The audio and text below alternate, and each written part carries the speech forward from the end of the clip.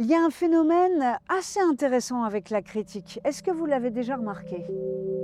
Souvent, ce qu'on pointe du doigt chez les autres, ce ne sont pas seulement leurs actions, mais des actions que nous ne nous autorisons pas à faire.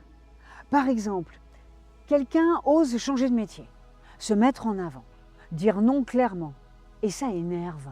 Mais pourquoi?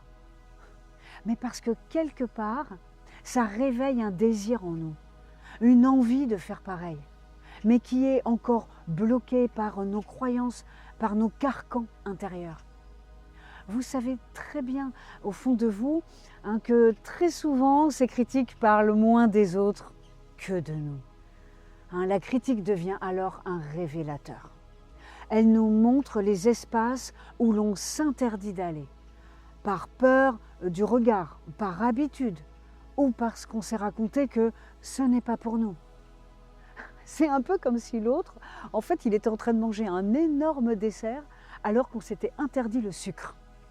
On critique, mais au fond, on salive. La question, ce n'est pas pourquoi l'autre fait ça, mais plutôt qu'est-ce que ça dit de mes propres limites. Et parfois reconnaître ça, c'est déjà une première brèche qui s'ouvre. Après, l'autorisation intérieure, ceci est une autre histoire. C'est souvent un chemin un peu plus long mais passionnant. Alors, la prochaine fois qu'une critique monte, on peut la voir comme une petite lampe torche qui éclaire nos envies secrètes. Pas pour culpabiliser, mais pour élargir notre champ de possibles.